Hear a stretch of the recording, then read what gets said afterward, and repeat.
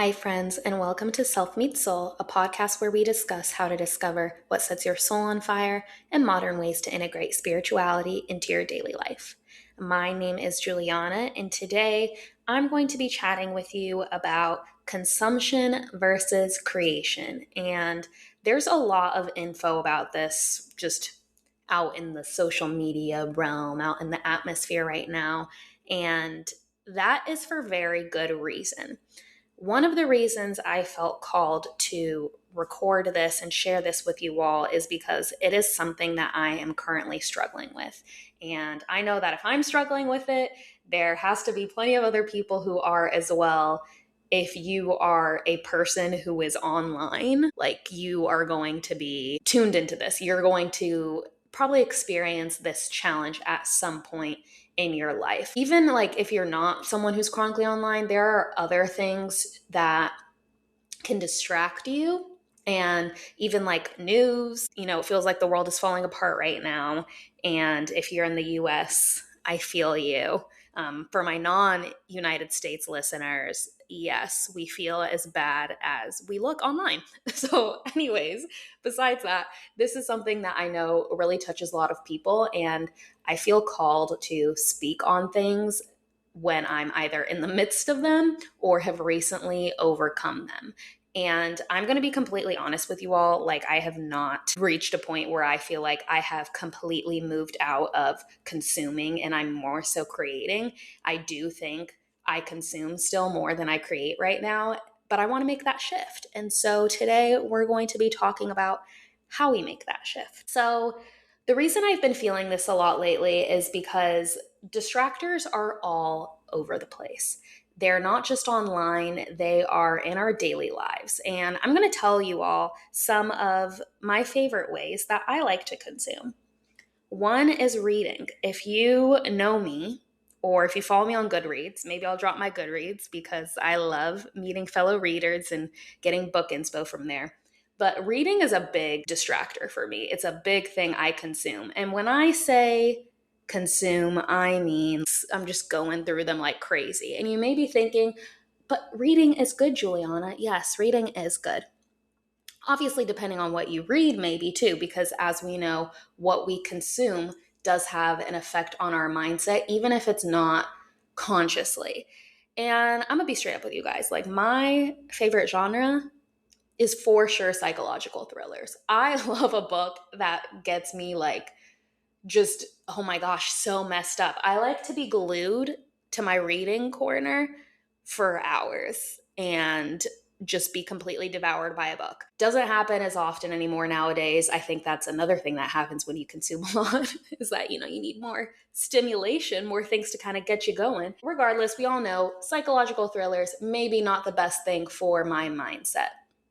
But I grew up watching Dateline with my mom from like age 7. So we could say this is just conditioning from childhood, right? But even so, when I think about the spiritual books I consume, because I do try to read one nonfiction at the same time as a fiction. So I try to read 2 books at once, which is how I am at the time of this recording, May 26th. I have read 36 books this year. So yeah, you could say a little too much of a good thing, right? Same goes for spiritual books. I feel like I've probably talked about this at some point, but you typically in your journey will be at that part where you are consuming a lot in the beginning, and that is totally fine. I think that is a step that everybody has to go through. I think everyone loves to gain knowledge and learn, and you're just absorbing information at the start of your spiritual journey. And that could be through podcasts, books, social media, things like that. However, there always does come a time in your journey where you should be kind of incorporating, reflecting, just thinking about the things that you have learned and absorbed. Because if you just go from reading one thing to the other, listening to podcast after podcast, which obviously nothing wrong, continue listening to this podcast. But if you keep doing that without any point of reflection or any way to integrate what you have learned, then that thing will never actually be learned. And it's just another thing where your brain is going to just absorb the information and then dump it out to make room for the next thing that you're taking in. Because in reality, your brain can only hold so much, right? And the things that don't get truly integrated, they're gonna go away because you have to make room for the things that kind of stick more. I like to overconsume social media like most people in their late 20s. That's what I enjoy doing as well. And especially TikTok, because I used to be so anti-TikTok. I just love to think that I was better than that and I wasn't going to get consumed with it as I watched it happen to all my friends around me. But then I was like, well, I should make a TikTok to help promote my podcast and just put myself out there so that more people, come across my page and they'll come across my podcast, build a community, all that good stuff. What I really learned from TikTok as well, what became the threshold that I crossed into overconsumption, is that the algorithm on there is so freaking good. Like, they know exactly what I want to watch. And God forbid I stop too long on a certain video, because then that'll just be, my feed will get flooded with it. So TikTok actually was helpful because I'm vegan and I'm also a lazy vegan. If you follow me on TikTok, you will see my lazy vegan recipes. It gives me a lot of inspiration for things that I can make, and has actually helped develop my confidence in cooking. So it's also been a great place to learn more about different things in the spiritual community and getting to follow and connect with other people in the spiritual communities. Things that help you kind of go up on your journey to your highest self. Right now, I'm super into running. I'm insufferable to everyone I know, talking about how much I love running right now. So my TikTok right now is probably 50 to 60% run talk. And then on top of that, I've started making some running videos. So we're really getting the algorithm there. Long story short, TikTok has become a thing where I am now inundated with things that I actually want to see. I like the funny videos that come across my feed sometimes because I like to laugh. I'm in my lover girl era, and so I get couple videos. I get vegan inspiration stuff. I get outfit inspiration stuff. And you see the slippery slope that then happens when you are scrolling, doom scrolling. We all know that term. The doom scrolling happens because you watch one video that you are like, oh yeah, you connect it with it in some way. And then you scroll to the next one, and then maybe it's a different topic, but it's also something you connect with. And then lo and behold, 20, 30 minutes pass, and there you are. Same with all the other social media sites like Instagram. Instagram at this point, to be honest with you, Instagram isn't even something that I'm like, oh my God, I love Instagram as much as I used to. I only post a photo dump once a month. I post on stories because I actually interact with my friends and people I know a lot on Instagram through my stories, and I like interacting with them. So now it's at the point where it's not like I'm scrolling forever on Instagram, but that app does get opened a lot. It's insane, actually, if you think about and start to pay attention to how many times you are actually on Instagram. You close it, and then maybe 20 seconds later, you open it back up again. You likely, if you are active on social media, you likely, whether that's you posting or consuming, you open that app, God, easily 30 to 40 times a day, if not more. I'm just being generous, throwing a number out there. So when you are connecting to people, there's a positive to that, right? I love seeing what's going on in my friends' lives, and then I bring it up the next time I see them, or I get to keep in touch with someone who moved away and see what kind of fun things they're doing.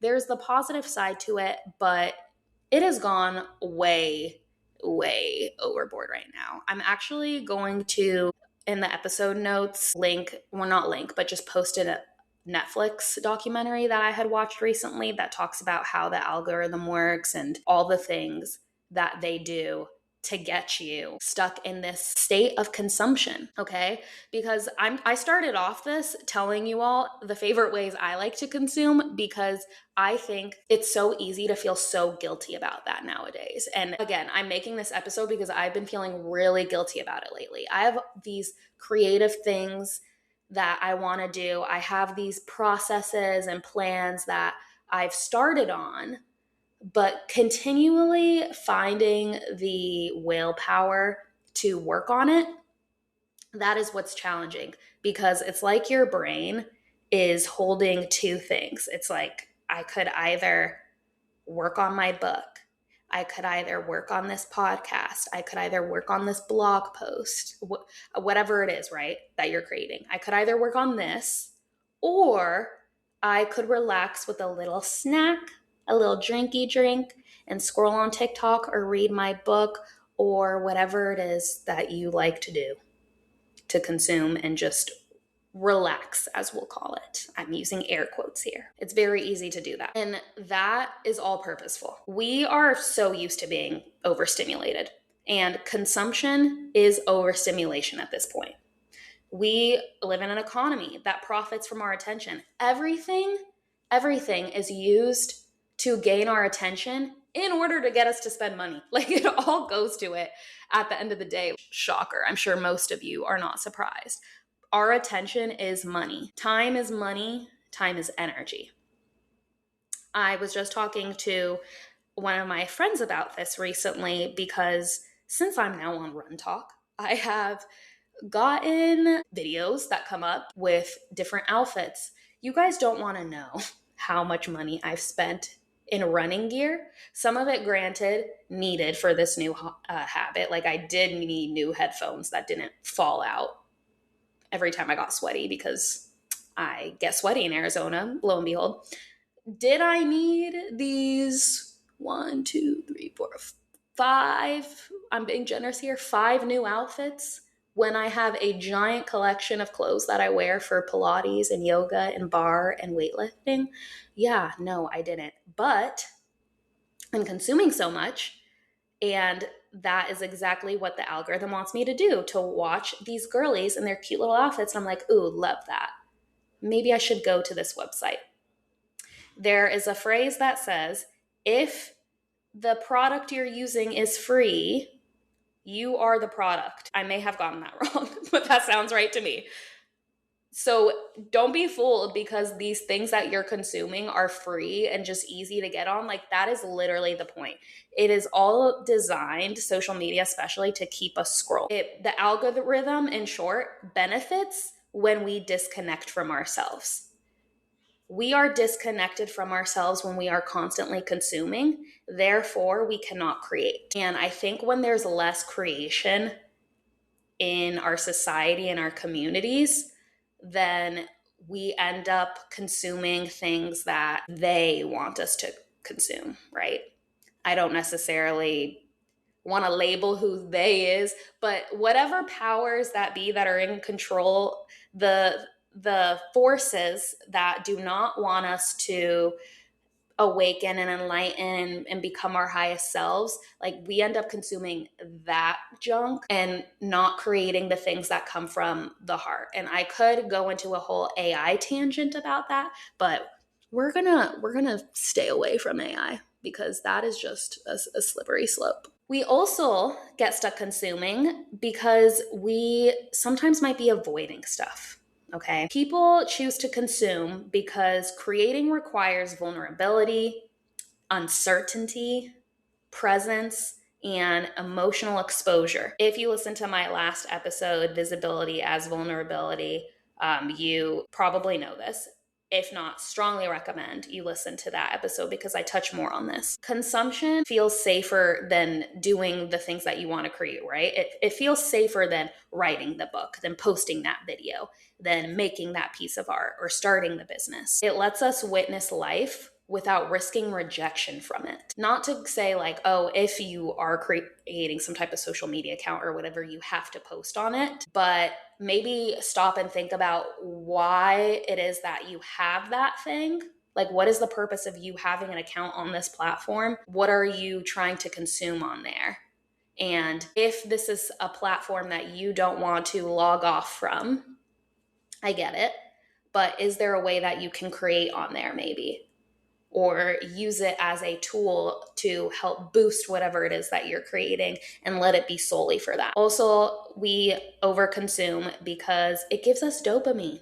We get quick dopamine hits. When we see that funny video online, like we laugh and that gives us a little burst of happiness. When we scroll and we see a video of someone being vulnerable or sharing some story that resonates with us, we feel touched, okay? It triggers something in us. Consuming stimulates our nervous system. However, we need to move into creating over consuming. Creation at its center is spiritual. We know that consuming things gives us quick dopamine hits and it stimulates our nervous system, but creation gives us slower, deeper fulfillment. It stimulates and nourishes our spirit. It fills your soul, right? When you are in that flow state, and there's many ways that you can get into flow state with stuff. Exercise is probably one of the biggest ways. Like when you're in the midst of an exercise and you are completely connected to your body and spirit, you are in that moment, you are in that presence, you get into that flow state. But when you think about whatever it is that you're creating, I bet you at some point you have experienced that flow state. You might have experienced when you're cooking because you're creating a meal. You might have experienced it when you're journaling because you are creating a piece of art in some way. Like, yes, you're writing your feelings or whatever it is that you're writing about in your journal, but that is still creating. You maybe experience it when you are making a video and you are speaking from your heart. Pay attention to those moments where things just flow out of you, because that right there is spirit talking to you. Humans are creators by nature, and creativity is how spirit moves through us. I'm reading a really good book right now by Elizabeth Gilbert, the author of Eat, Pray, Love. I'll mention it in the show notes. I'm literally only 25% through, and I started this book because I want to focus more on creating, right? But it's very good so far. She talks about how creating isn't just producing something, it is an act of channeling. Like, how cool is that? Think about the really cool pieces of art that you've seen in a museum. That's not just someone making a piece of art. Divine energy creation is flowing through them. When you eat a really good meal, like these people who create things for us to consume, right? There is an energy to it where you just know like that person is A, so in their purpose, so in their dharma, and B, like because of that, I can tell they are living in alignment with their highest selves and they are connected to something that is bigger than them. Creation is important to prioritize and is spiritual because it requires presence. You can't create deeply when you're dissociated, so it pulls you into the now moment and it reconnects you with your intuition. When you start to overconsume, when you start to bury your head in the book, in the phone, you get filled with a lot of different voices. And when you fill yourself with a lot of different voices, a lot of different thoughts, a lot of different opinions, it gets easier and easier to quiet your inner voice because you're teaching yourself, you're teaching your spirit, like, I don't need to sit in this silence and hear what's going on and hear my intuition because there are other places that I can go to get that information. Why would I search for the answers within me when I could just hop online, buy a book, listen to a podcast, and have someone answer it for me? Because chances are someone already answered this question and already knows the right thing to do. But that is a dangerous way to think, just simply because it's wrong. Just because somebody did something that you did and they did it this way, that does not mean that's the right way for you. It's called a journey, a path, because we each have our own. Maybe some of us have goals to get to a certain place. Like maybe your goal is to have a really popular podcast or video or YouTube channel, whatever it might be. So many other people have that goal, right? But what makes it different for you is that you have a completely different background. You have a different mindset, way that you think. So you cannot just simply rely on consuming other things to tell you what it is that you should do. So the more that you allow yourself to create and just choose that instead of consuming something, you start to build self-trust. You validate your own inner voice. You stop outsourcing meaning, and you start to become a participant of your life and of the things around you instead of a spectator. Your soul did not come here just to absorb reality. It came here to shape reality. And that's something that is so important to hold on to and remember, because we all have our own paths and our own things that we bring to this planet and to the collective. And our soul, our highest self, has a journey in mind for us and a way that it wants to leave the footprint on this world. And you can't do that if you are burying yourself in external things. So what are some ways that you can shift from consumption to creation? It begins at the start of your day. So try to start the day creating before consuming. This can be a struggle, to be honest. Like, I struggle with this sometimes because typically the first thing I do in the morning, sometimes I might lay there for a little bit, which that's good. But then typically the next thing after that is to grab my phone, not so I can hop on social media, but because I am sending my good morning messages. I'm sending good morning to my boyfriend, to my family, responding to any messages from my friends that I didn't answer from the night before. But the reason this is a slippery slope is because once you open that phone, the phone that we are all addicted to, maybe you're one of the few lucky ones, but I've seen it with the boomer generation too. They're addicted too. Once you open that phone, then the automatic responses kick in, and then you're like, okay, I'm on my messages app, but now I might as well hop onto Instagram, see what got posted since I went to sleep, and now somehow I'm on TikTok or whatever else it might be. So try to go no social media for the first 30 to 60 minutes.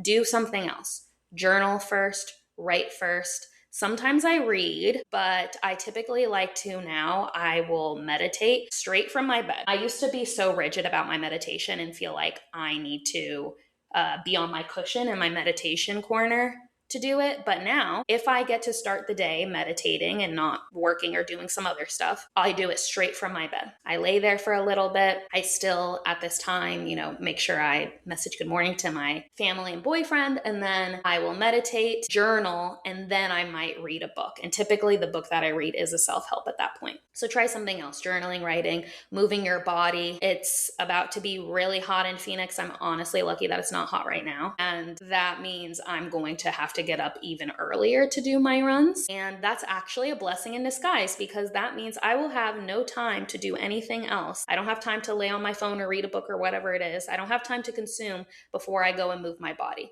I'm going to have to get up earlier to eat my pre-run stuff, drink my pre-workout, and then I run, and then I can go do all that stuff. Just make some time before taking in everybody else's energy. Afterwards, try to notice what you are consuming. So after you're scrolling on TikTok, after you're on Instagram, ask yourself, do I feel inspired or depleted afterward? Do I feel expanded or do I feel numb? Next, I would say do not wait for creative inspiration to overtake you. I read about that this morning in that Elizabeth Gilbert book, and that hit me so hard. She was talking about how she randomly has gone in moments of inspiration. She's had times where she dreamt up a book. I've had that too. I've had moments where I'm just hit with some creative inspiration. But as you probably know, that does not happen that often. So if you spend your whole life waiting to create until you get that inspiration, you're not going to be creating things. You're going to be in this system we are right now of consuming over creating. So I would say try to schedule in some time to create every day and give yourself time to consume. I'm not here to tell you to delete all your social media and get off of it, because I'm not a hypocrite and I know I'm not going to do that. So I think it's important to be realistic about things. If you can delete all your stuff and you can go on an Instagram hiatus, I've had friends who do that, power to you. I literally do applaud you. Good for you. I don't think people actually give enough credit to the people that are able to do that. But instead of me telling you to delete everything, try to set times in your day for it. So maybe you're like, okay, in the morning, I'm going to wake up. I am only allowed to go on my phone to send my good morning messages. And then I'm going to meditate. Then I'm going to exercise. Then maybe I can go on social media for a little, continue my work. Maybe I might read. But then I'm going to sit down and I'm going to create.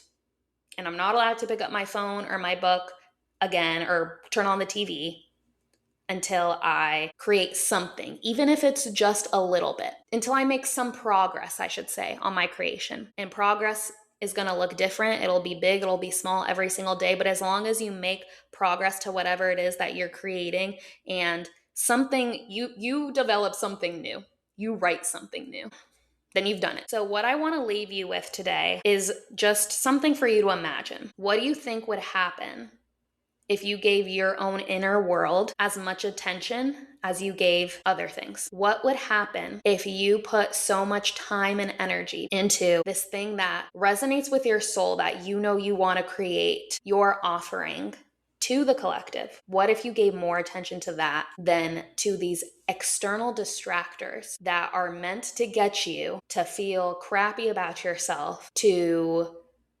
disconnect from the things that are actually going on, and to get you to spend money? Because that's what it is. That is the purpose of all of these external things that we are consuming. Well, that's all that I have for you today, everyone. If you enjoyed this episode, please be sure to leave a review.